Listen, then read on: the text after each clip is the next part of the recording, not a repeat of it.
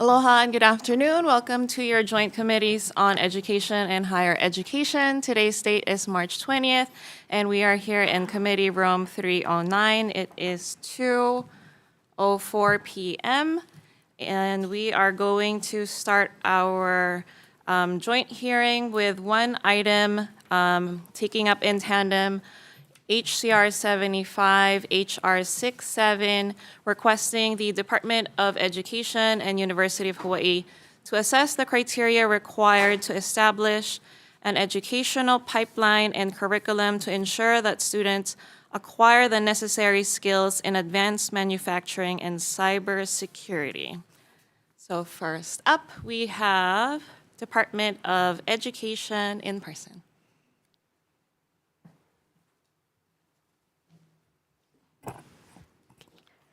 Good afternoon, Chair Woodson, Vice Chair LaChica, Chair Garrett, and Vice Chair Amato. I'm Terry Ushijima, Assistant Superintendent from the Office of Curriculum Instruction Design, testifying on behalf of the department. The department stands on its written testimony, which provides comments on this measure. Thank you for the opportunity to testify. Thank you. Next, we have University of Hawaii in support in person.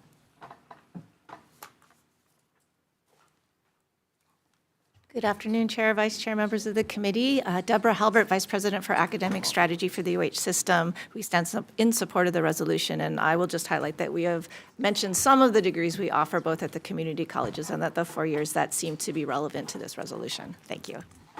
Thank you. We have Hawaii Technology Development Corporation, HEDC, in support in person. Good morning, Chair. Good afternoon, Chair, Vice Chairs, and members. In support, thank you. We also have testimony from Military Affairs Council in support and one individual in support. Is there anyone else wishing to testify on these resolutions in person or on Zoom? Seeing none. Members, any questions? Yes, please go ahead, Chair. Thank you for being here. Yes. So I know that cybersecurity is not a discipline that's required, obviously, within the DOE curricula, but the department does at times encourage like cybersecurity competitions. What do you do per the various communities to encourage or let people know that that's an opportunity? If there is proper synergy within a community, there's an educator that wants to take it on in their student interests. So I just want to understand the question. So you're asking how we work with the different school communities to promote cybersecurity learning opportunities for students? Yes, if there's an interest. I think if there's an interest, it starts at the schools, and usually they connect with partners. Sometimes if for any type of STEM-related initiative, they might contact our office as well, and we would work with schools. Do you provide funding support if there's additional funding support that's needed? Not Per the CAS levels. I'm not sure exactly. From our office in particular, we do not have separate funding to put on some of those. But although we do computer science conferences, and within that there's different topics that are related, and our CTE programs, I think they have opportunities to share with each other. Thank you. Thank you. Vice Chair. Members, any other questions? I do have a question for UH, please.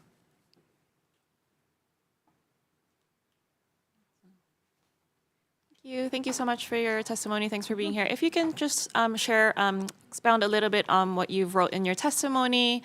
And I know manufacturing is mentioned, but what are your thoughts on currently maybe how it both, could be improved. I think manufacturing, maybe there's more that could be done around in that area too. Right, right. As you might have noticed, many of the programs we highlighted were cybersecurity and correct. technology related. And we did spend some time trying to understand what was meant in the manufacturing piece. Obviously, some of this Yeah, is I don't like, think they quite go together. yeah, right? they're not together. But advanced manufacturing, as we were thinking through what was intended, had more to do with 3D printing, potentially new innovative kinds of ideas. So I would highlight the material sciences component. That is though both it's sort of an interdisciplinary component at UH Manoa that does look to innovative ways that we could be engaged in applied sciences. And that is it's a beginning kind of project at Manoa. One thing that's not in the testimony that I was learning about just yesterday is a new effort by the School of Business as well as our research and innovation folks to integrate entrepreneurial kinds of processes throughout their curriculum. And I could see that having an overlay with an advanced manufacturing kind of component as well.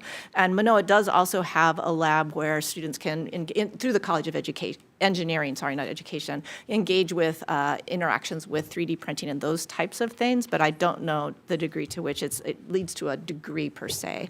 So there's a lot happening, but I don't think it's bubbled up to this, to where I think you're interested right now in terms of degrees. And you mentioned your work with P20. If you can just share how you work with them as well as with Department of Education to identify pathways to entering the workforce. So one of the best things about P20 is that it creates this space between the K through 12 system and the higher education system where we convene regularly and we talk and discuss different aspects of the student success pathways. And so P20 has been developing different pathways in a very refined and detailed way so that we can all understand the pathways between the high schools and the four-year campuses. And I don't know when our next meeting is. It's coming up pretty soon, I think. So we are regularly in touch with each other, and we can certainly add additional kinds of pathways to that work. Okay, thank you. Yeah, thank so you. much, members. Any other questions? Okay, seeing none, we are going to recess this agenda.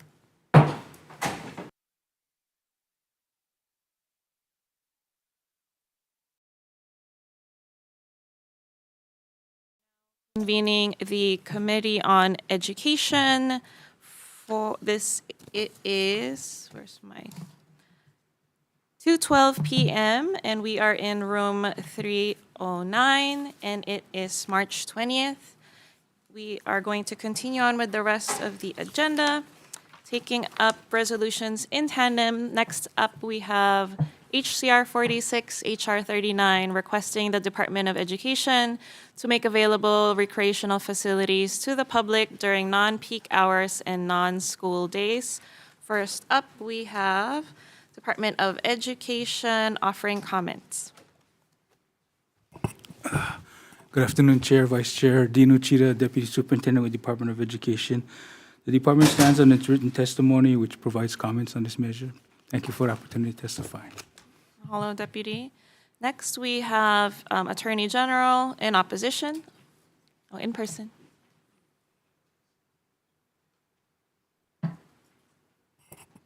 Good afternoon, Chair Woodson, Vice Chair LaChica, members, and Horiuchi, Department of the Attorney General. Respectfully, the department opposes these resolutions. We're concerned that opening public school recreational facilities for unrestricted public use without legal safeguards may expose the Department of Education to substantial liability for injuries or worse. The resolutions pose liability and cost issues, and without legal safeguards, these liability and cost issues may make the actions called for by the resolutions a significant risk for legal and financial liability accruing to the state. Thank you for the opportunity to testify, and I'll be available for questions.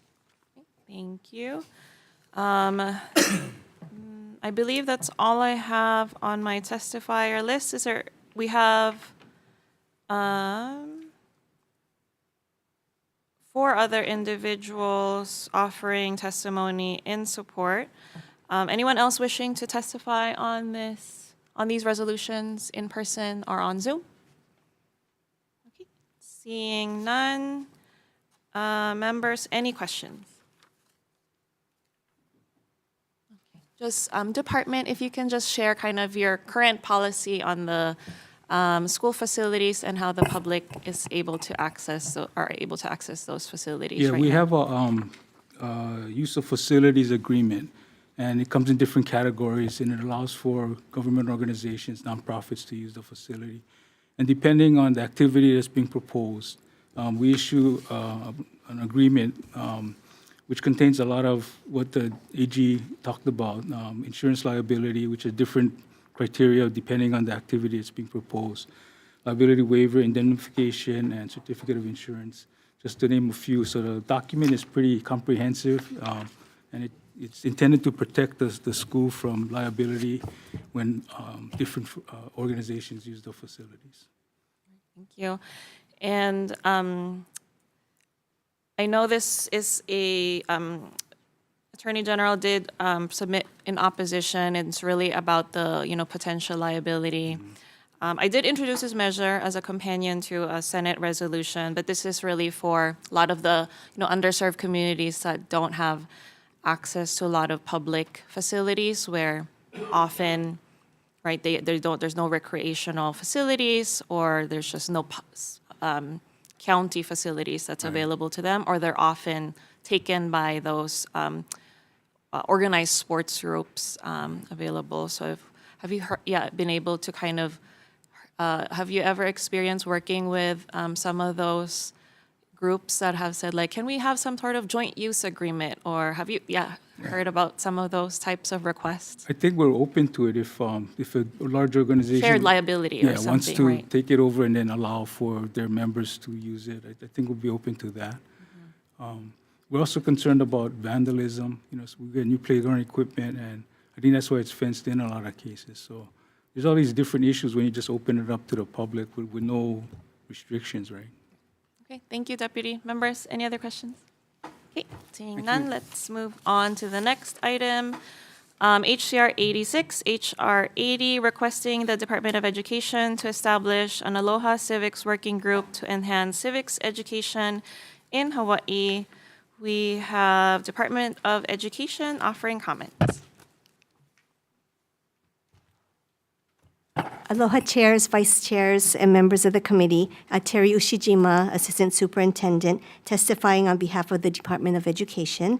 The department stands on its written testimony, which provides comments. Thank you for the opportunity to testify. Thank you. Next, we have Hawaii State LGBTQ Plus Commission offering testimony and support. Not present. We have Democratic Party of Hawaii Education Caucus in support. And members, that's all I have for this measure. Is there anyone else wishing to testify? Yes. Aloha. Cameron, please come up. Thank you. I submitted my testimony at like 12:40, so it may just be in a later one. But if you guys need me to resubmit it, please let me know. Cameron Hurt, I'm here today as State Director of Common Cause Hawaii. We are in full support of this measure. Currently, we have 5 Common Cause schools where we're doing different things, and these are elementary schools to high schools. So different things where kids are using ranked choice voting to determine their prom king and queen, to where 3rd graders are coming up with classroom constitutions instead of classroom norms. This can be done. It can be done with an effective pricing too, without breaking the bank. We just need people who want to be innovators and really engage our students at the very beginning with what it means to participate in democracy and how it's literally affecting them from the time their parents are saying, hey, you got to wash dishes and there's no talking back because it's benevolent dictatorship, to when they get older and we can talk about that, and we'll talk about how we can make your chores work with everything you've got. So just different ways to approach it, and we think that it is so necessary for every state, but especially our state, to be a leader in that. Thank you guys for your time. Thank you, Mr. Hart. And I think we did not receive your testimony, so just make sure to email it to us so we can make sure to file it. Thank you so much. Is there anyone else wishing to testify on these measures? Okay, members, any questions? Okay, department, please. Aloha, Assistant Superintendent. So the department has done some significant work with its task force. If you can just kind of share with the members how you were able to collect some of the, provide additional context on the work you've done on some of the recommendations that the task force has Sure. provided in your testimony. So last year, in early spring, winter spring, we convened a task force on civic learning and engagement. And there are various stakeholders that were a part of this group. We met over 3 sessions, and we also had presenters who provided input. Some of the presenters were from the University of Hawaii. We also had presenters from the PACE Commission. That's the commission to promote and advance civic education.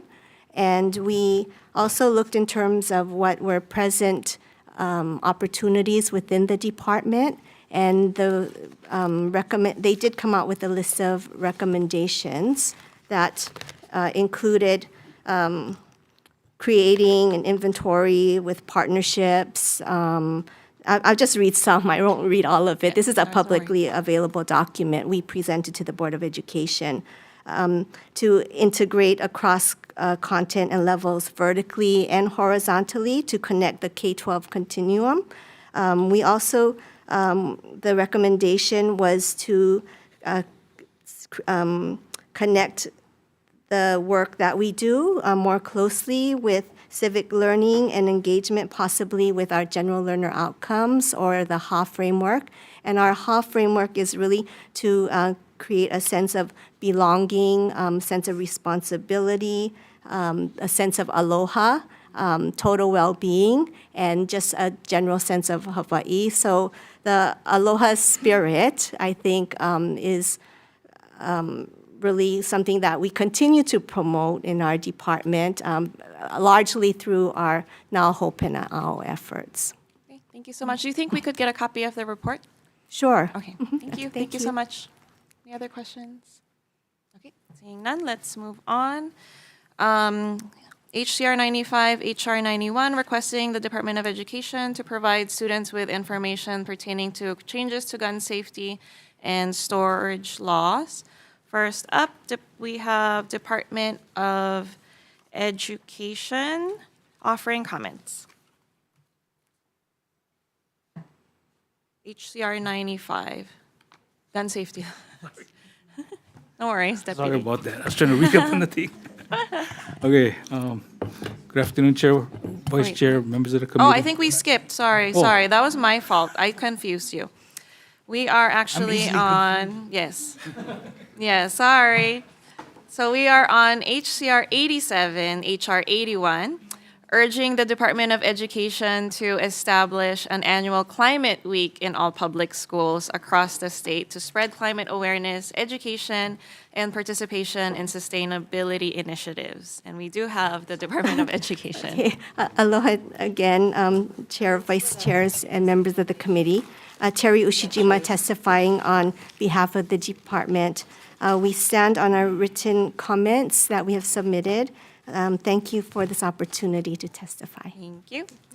Okay, next up, we have Climate Change and Health Working Group in support.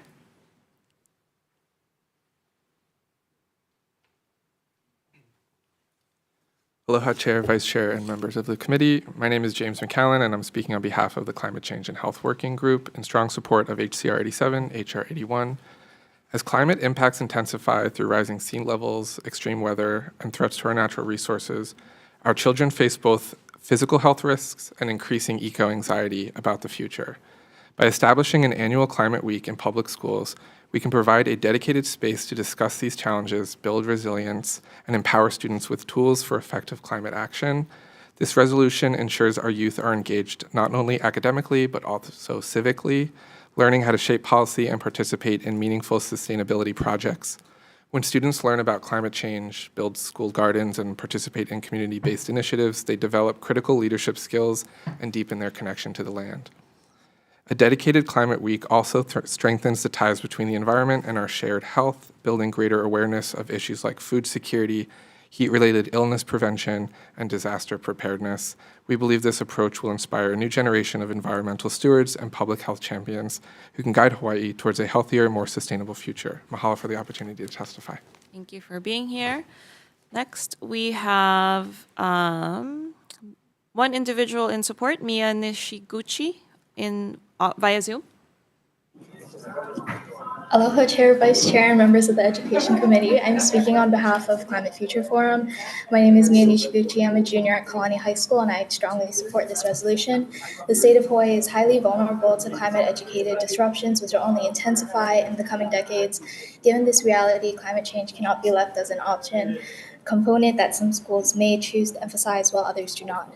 A designated climate week ensures that all students engage in discussions on how to protect their communities and become proactive in sustainability efforts. While the DOE does cite existing programs such as the project-based learning, CTE pathways, as well as action civic projects, these opportunities are not standardized across all schools, and many students do not have access to robust climate education, as implementation varies depending on school priorities, teacher expertise, as well as resource availability. Establishing a climate week would create a unified, equitable approach to climate education across all schools, ensuring that students, regardless of their school's existing initiatives, receives exposure to climate change and solutions. Climate Week is not intended to replace ongoing sustainability efforts, but to strengthen them, providing a dedicated time for reflection, education, as well as action on the most pressing global and local crisis of our time. The DOE's position that Climate Week is quote-unquote not needed at this time contradicts the urgency of climate science as well as Hawaii's existing sustainability commitments.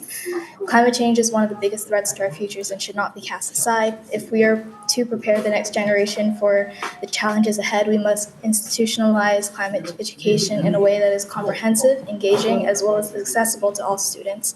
Climate change is not just a recognition week, it is an investment in Hawaii's future, ensuring that generation is equipped with the knowledge, skills, as well as motivation to protect their home. For these reasons, I strongly urge the adoption of HR 81. Thank you for this opportunity to testify. Thank you so much, Mia.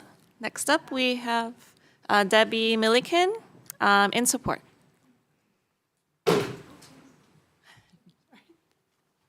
Aloha, Chair Woodson, Vice Chair LaChica, and other members of the committee. Debbie Milliken, on behalf of Climate Future Forum and other initiatives, I stand in strong support of this resolution.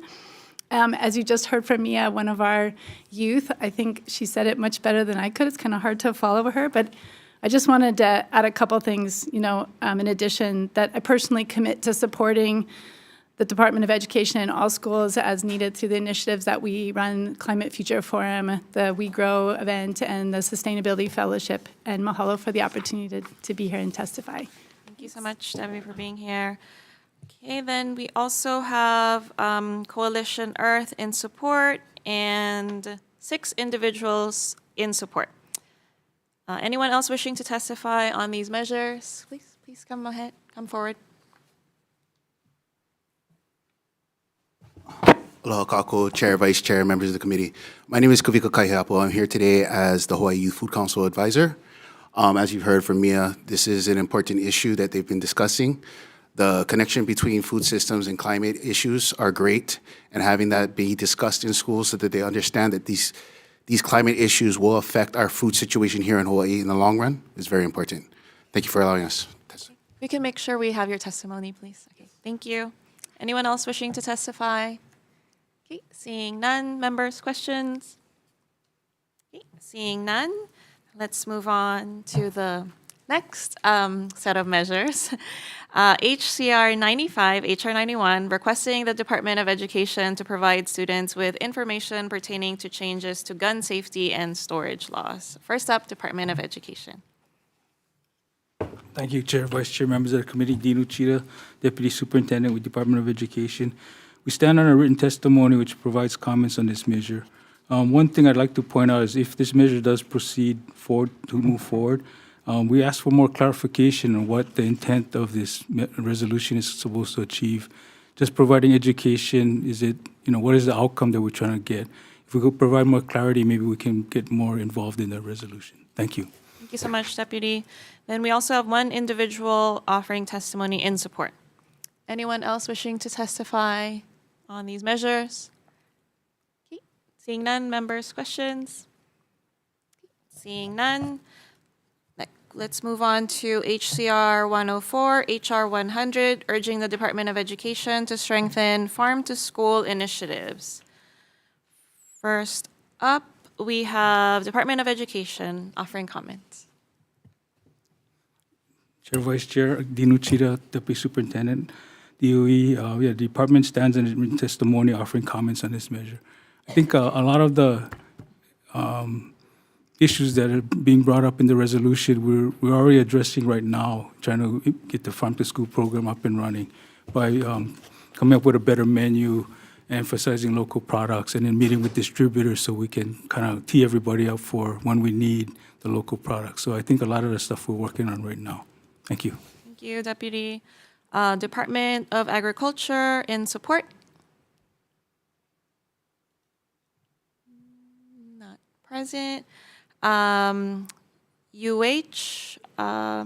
Dean, Growell, yeah.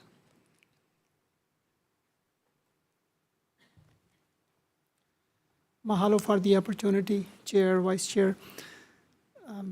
Parvinder Grewal, Dean of College of Tropical Agriculture and Human Resilience. I want to emphasize the part resilience because this bill, we support the intent of this bill, but we also offer our services from CTAR. We offer food science expertise.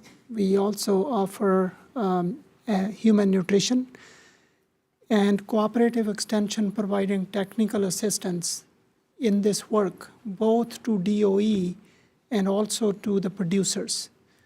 So that's what I just wanted to emphasize, that this is a good approach to making sure that we move fast on this, and it will build a sustainable, resilient local food system. Thank you so much, Dean, for offering your support. Okay, next, we have Climate Future Forum in support via Zoom.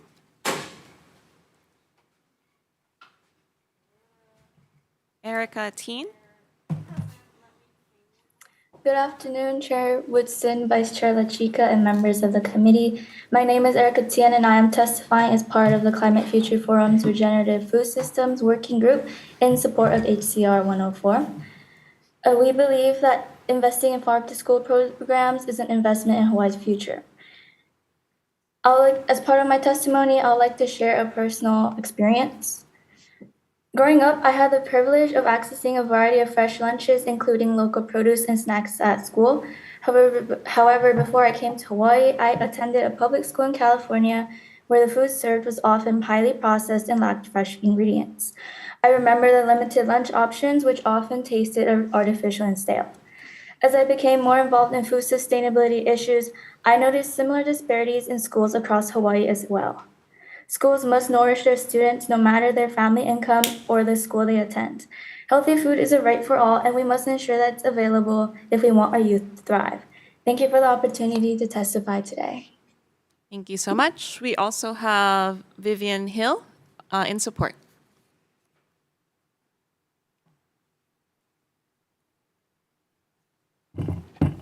Aloha, Chair, Vice Chair, members of the committee. My name is Vivian Hill. I'm a senior in high school and a member of the Hawaii Youth Food Council, and I am in strong support of HCR 104 and HR 100. I just want to note that this resolution was written by the Hawaii Youth Food Council in collaboration with Representative Peruso's office, so it's a true example of youth-led policy at work. It reflects the voices, concerns, of young people that share and care about food security, sustainability, and access to local food in schools. It is really for students, by students. Farm-to-school programs support student health, local farmers, and Hawaii's food sovereignty. Hawaii has already committed to 30% local procurement in schools by 2030, and this would just help pave the way to making that a reality.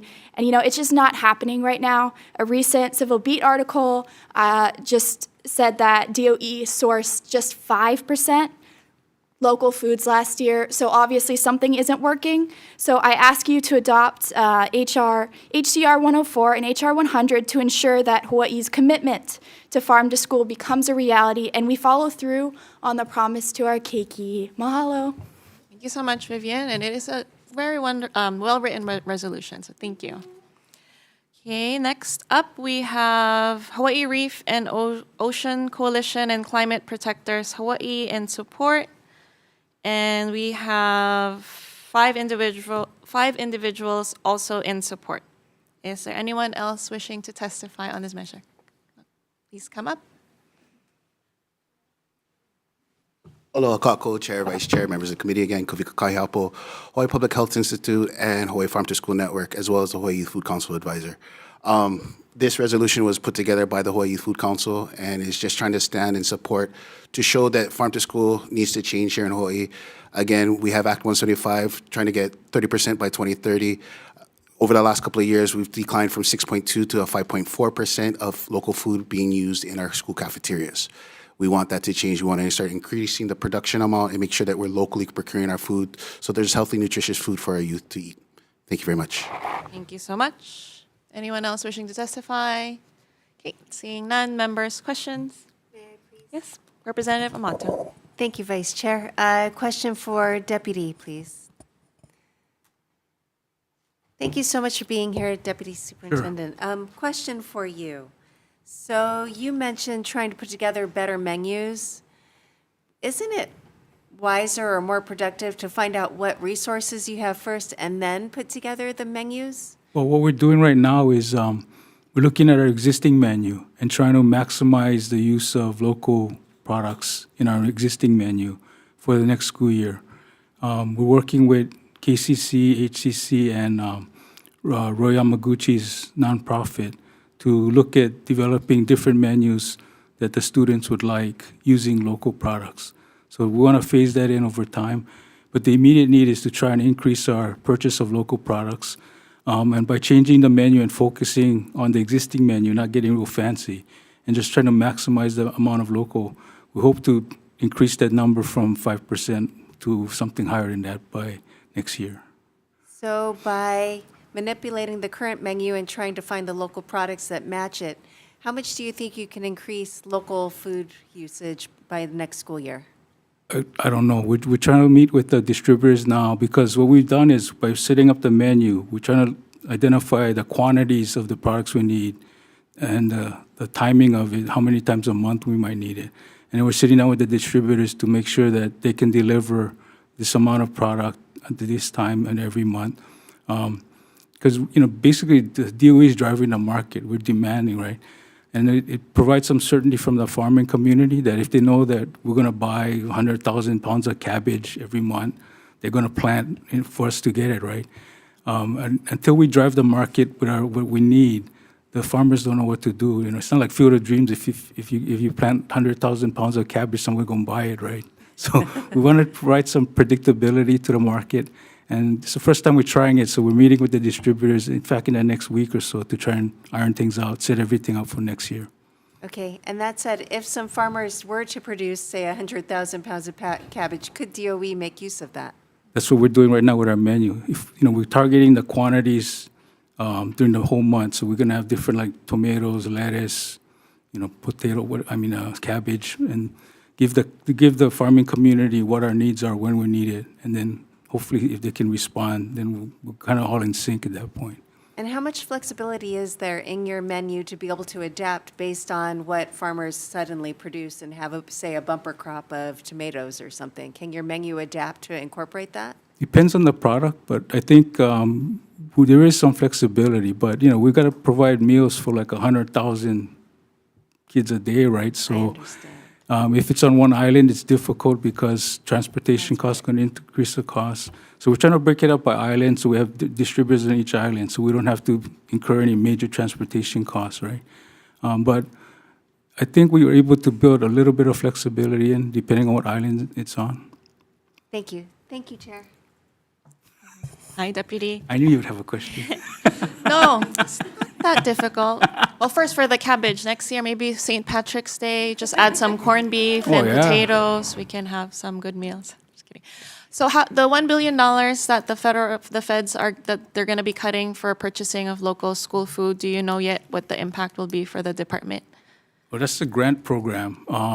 Yeah, we have one now that we're finishing up. Then we're not going to have another grant program next year. Is what it looks like. There's not going to be any impact to anything happening now, but future programs, they're not going to be any funding. That's the one, the 300 million. Was it 300 million? That I don't know the exact amount, but USDA put on a Zoom workshop, and they mentioned closing out all the existing contracts, which we have one, and then not being able to count on it coming for the next year. So but we're still tracking any of the federal funds impact for. We're being very vigilant in Federal watching funds. what's happening in Washington right now. USDA controls all of our Right. food side on the cafeteria side, so yeah, we've been watching that. Thank you, Deputy. Thank you. Okay, members, any other questions? Okay, seeing none, let's move on to HCR 109, HR 105, supporting free and responsible scholastic journalism and actively supporting and honoring the First Amendment of the United States Constitution in student publications. First up, we have Department of Education offering comments. Aloha again, chairs, vice chairs, and members of the committee. Terry Ushijima from the Department of Education, testifying by providing comments on this measure. Thank you for the opportunity to testify. Thank you so much. Next up, we have Hawaii Chapter Society of Professional Journalists in support. We have Student Press Law Center in support. Media Council Hawaii in support. We have Sean Takeda McLaughlin in support via Zoom. Not present. We also have Cindy Reeves in support via Zoom. Good afternoon. I'm here to support HR 105 and HCR 109. Thank you, Representative Amato, for introducing these resolutions, and Representatives Woodson and LaChica for putting them on the agenda for a public on-the-record discussion. My name is Cindy Reeves. I advise McKinley High School student newspaper, The Pinion. As my written testimony shows, the student publication release form is a stone around the neck of student journalists and their advisors. There is no legal basis to require parental consent for a minor to speak to or be photographed by a student journalist. Minors can give and deny such consent. McKinley student journalists begin every interaction by explaining the goal of the interaction and that the student's name and or photo might be published in the Pinion. An ethical value for journalists is minimizing harm. There have been times when McKinley journalists, in order to minimize harm for a source, have decided they want the parents to be aware of the article before publication.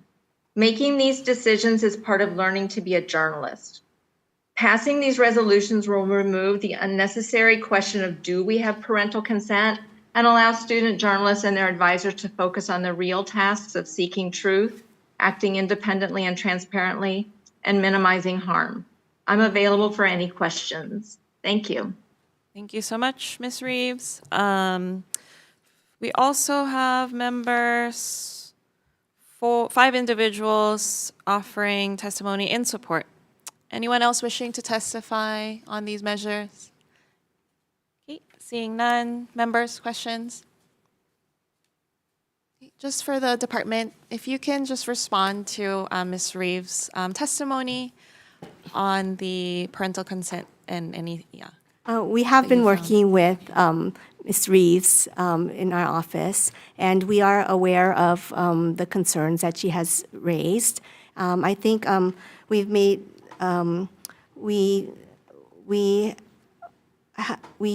are in the process of, reviewing the documents, and we basically agree, and we've had a lot of quality training from the Student Press Center. So, we've been learning a lot about this new board policy. So, I think that would be my response. Okay, thank you. Thank Thank you you. so much. Okay. Thank you. Let's move on to HCR 110 HR 106, requesting the auditor to conduct an audit of the Department of Education's capital improvement project finances.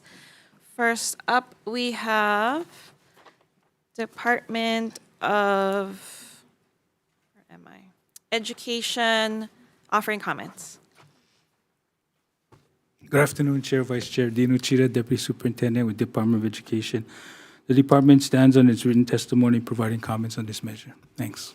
Thank you so much.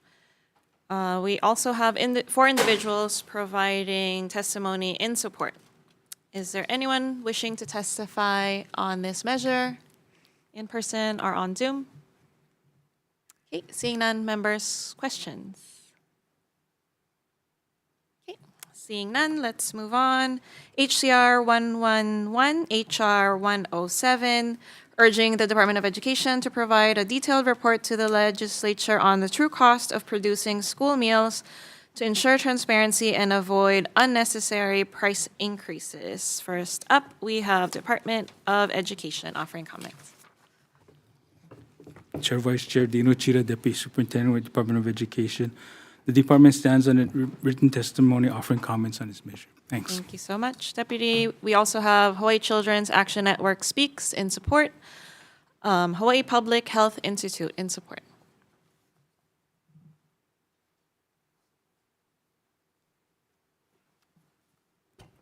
Aloha Chair, Vice Chair, members of the committee, Nate Hicks, Hawaii Public Health Institute. As you've heard me talk about many times before, our goal is to make sure we have free school meals for everybody. At the very least, we want to make sure the costs that our students are incurring, our working families are incurring, are as low as possible. And if we have clarity around what the costs that the DOE are occurring, we can make sure that the costs are as low as possible to make sure we can end hunger as soon as possible. Mahalo. Thank you so much. We have Hawaii Hunger Action Network in support in person. Aloha Chair, Vice Chair, members of the committee. As Nate just said, Genevieve Mama, Hawaii Hunger Action Network. As Nate just said, we just try to get everything so that we can have transparency for our working families. Earlier this year, as you know, the DOE proposed nearly doubling the price of school meals because of the high cost production. And for these reasons, it would be important to have a detailed report which can provide that clarity on expenditures and help us to understand the current state of school meal costs before increases happen. Mahalo for the opportunity. Thank you so much. We also have Hawaii Appleseed in support and 6 individuals offering testimony in support. Is there anyone else wishing to testify on these measures? Okay, seeing none, members, questions?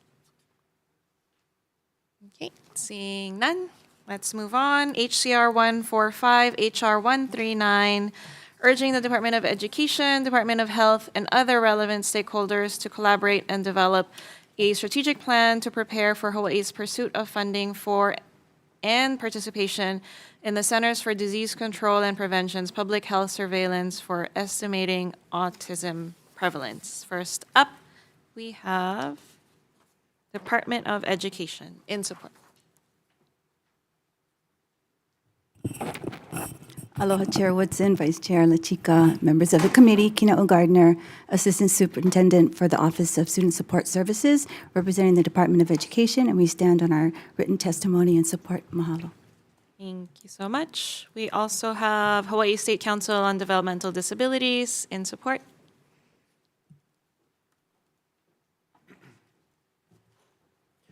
Aloha Chair, Vice Chair, committee members. My name is Chase Silvert with the Hawaii State Council on Developmental Disabilities here on behalf of Dane Bartoldas.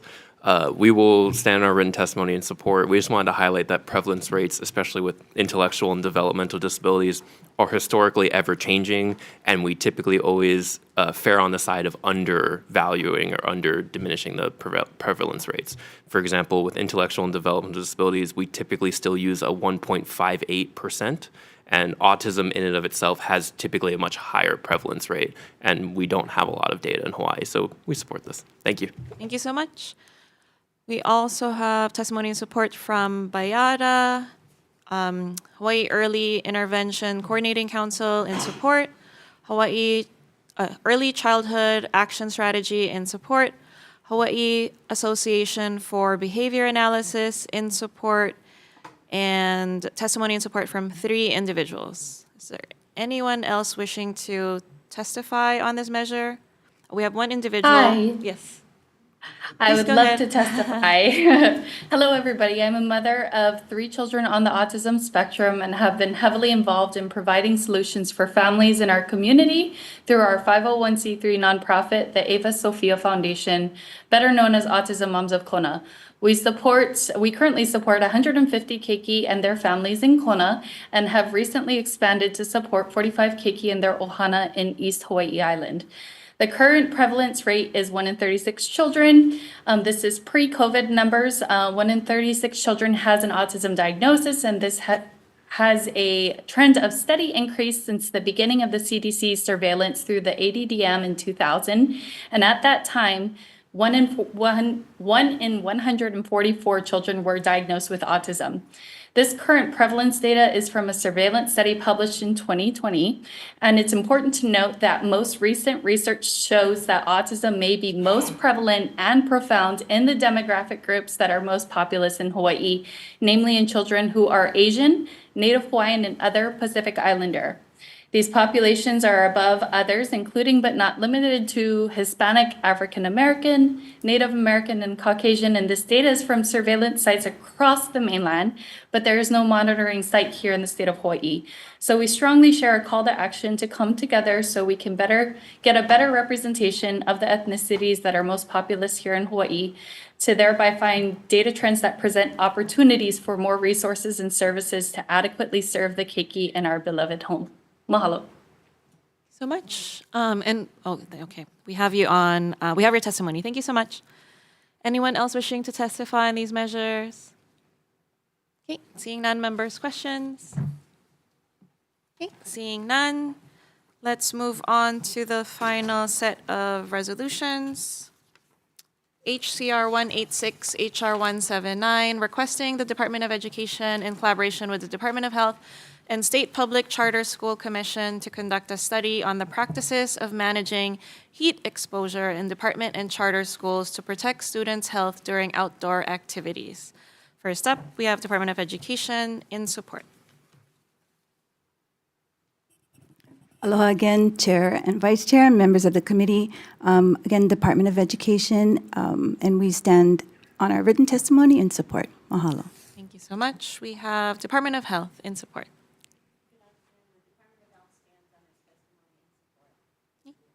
In support, thank you. Hawaii State Public Charter School Commission.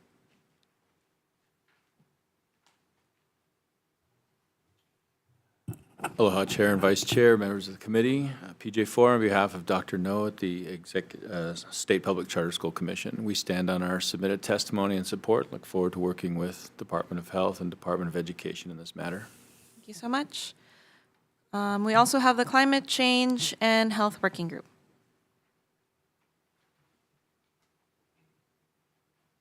Aloha, Chair, Vice Chair, members of the committee. James McCallan on behalf of the Climate Change and Health Working Group, in strong support of this measure. We appreciate the committee's previous support for the bill version of this measure, which unfortunately was never heard in finance. Thank you for hearing this resolution, which continues to protect our children from heat-related illness. Rising temperatures put children at greater risk for heat-related illness, especially during sports, recess, and band practice when they have limited control of scheduling and hydration. The resolution calls for a study on heat management practices and the use of wet bulb globe temperature standards, which would provide clear, data-driven guidelines to protect students from dangerous heat stress. Examining the costs and feasibility, by doing this, we can proactively prevent harm and ensure schools have the tools they need to safeguard children's health. Mahalo for your time. Thanks so much for being here. And members, that's all I have for testimonies. Or anyone else wishing to testify? Seeing none, members, questions? Okay, thank you. Recess.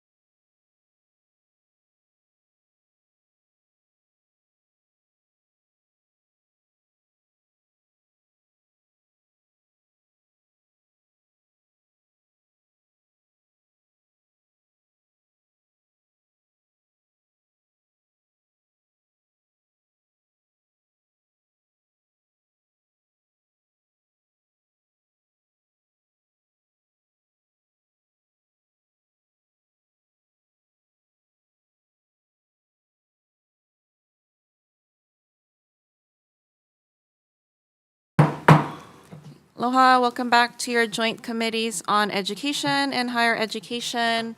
We are going to decision-making on HCR 75, HR 67 together.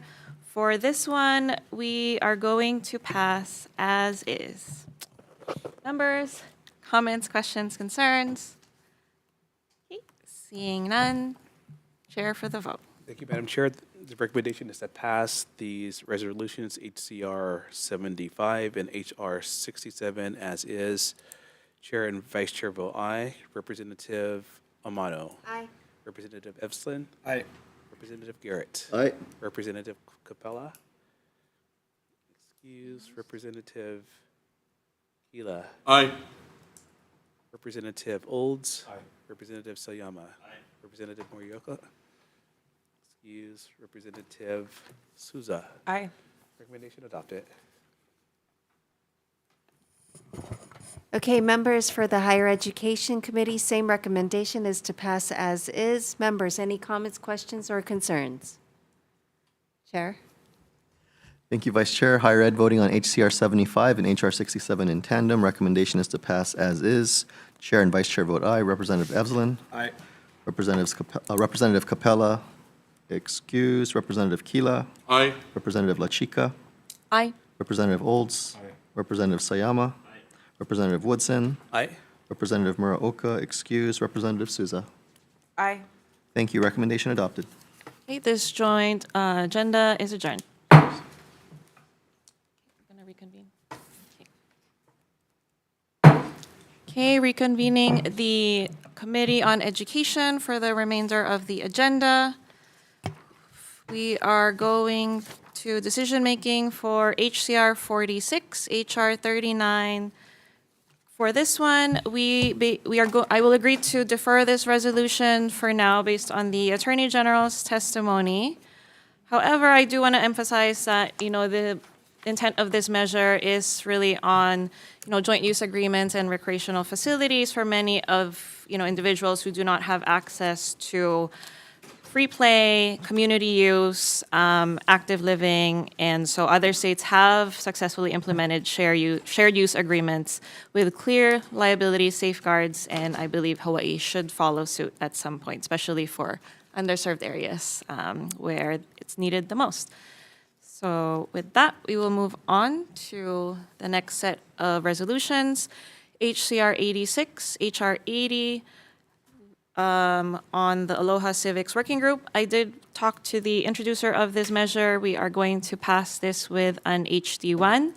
So based on DOE's testimony, we will remove the section establishing the Aloha Civics Working Group, and we will modify the resolution to request a report from the department on how they are implementing the Civic Learning and Engagement Task Force recommendations and integrating the Aloha Spirit into civics education before the regular session of 2026.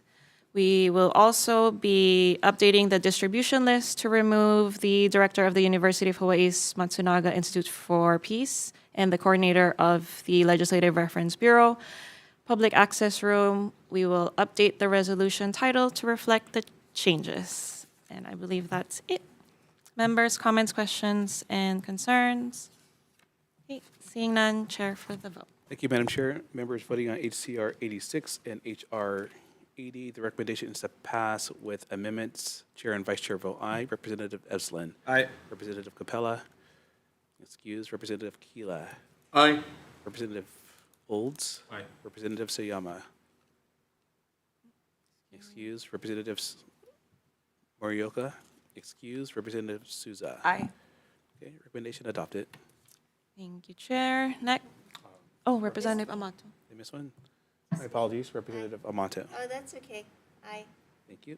Thank you. Adopted. Thank you. Next up, we have HCR 87, HR 81 on an annual climate week in all public schools. We are going to pass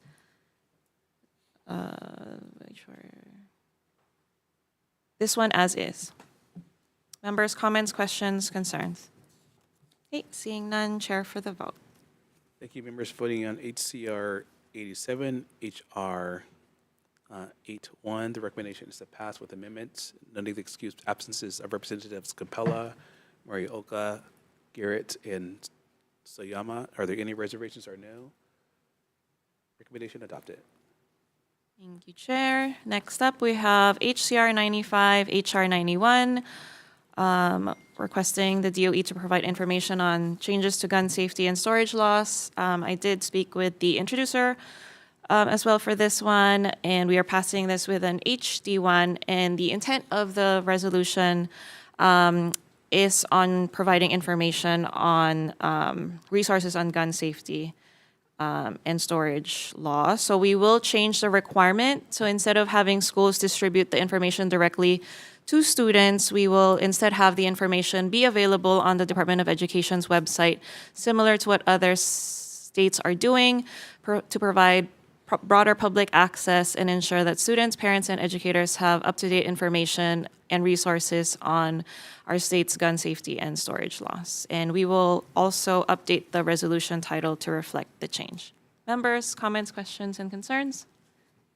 Seeing none, Chair for the vote. Thank you. Members voting on HCR 95, HR 91, the recommendation is to pass this with amendments, noting the excused absences of Capella, Morioka, Garrett, and what does this say? Sayama.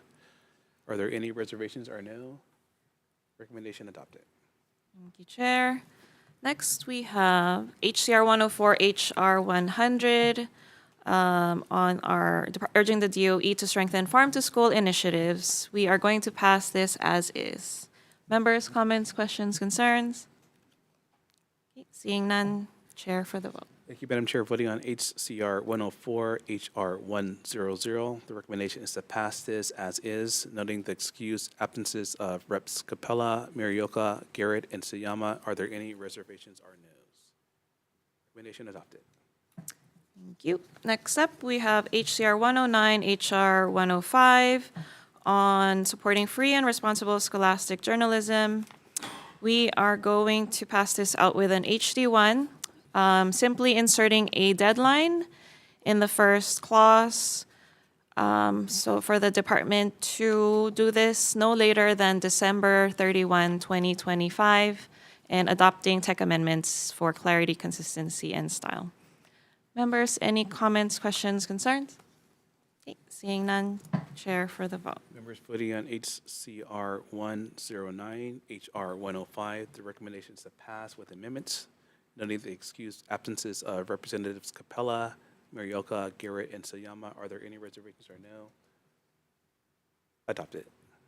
Thank you. For next up, HCR 110, HR 106, requesting an audit of the department's capital improvement project finances. We're going to pass this as is.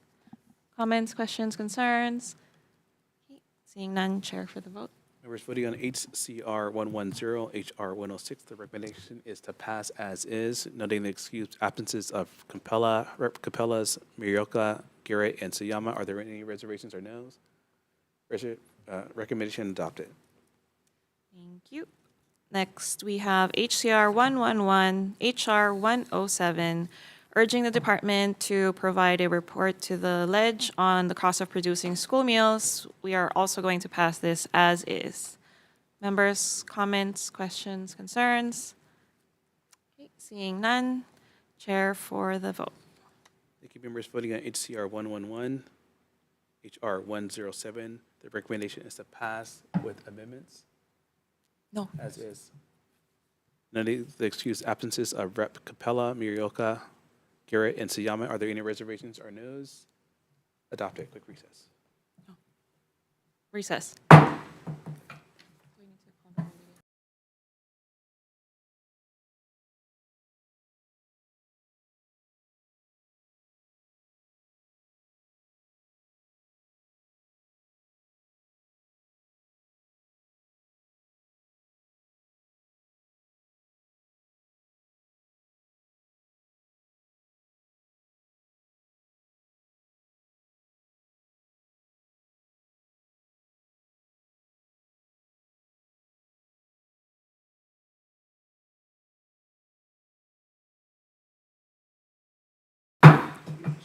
Okay. Going to continue on the remainder of the agenda.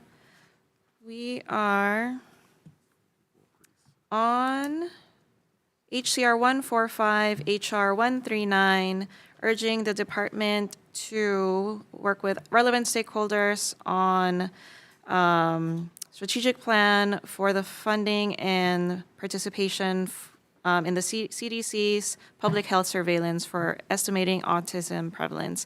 Members, we're going to pass this as is. Members, comments, questions, concerns? Okay, seeing none, chair for the vote. Thank you, Madam Chair. Members voting on HCR 145, HR 139, the recommendation is to pass unamended, noting the excused absences of Representatives Capella, Morioka, Garrett, and Sayama. Are there any reservations or noes? Adopted. Okay, thank you, Chair. Then final set of measures on the agenda, HCR 186, HR 179, requesting the DOE to work with the Department of Health and the State Public Charter Schools Commission on a study managing heat exposure. We are going to also pass this as is. Members, comments, questions, concerns? Okay, seeing none, chair for the vote. Thank you. Voting on HCR 186, HR 179, the recommendation is to pass as is, noting the excused absences of Representatives Capella, Morioka, Garrett, and Sayama. Are there any reservations or noes? Reservation or adopted? Thank you, Chair. Okay, members, we are adjourned. Good job.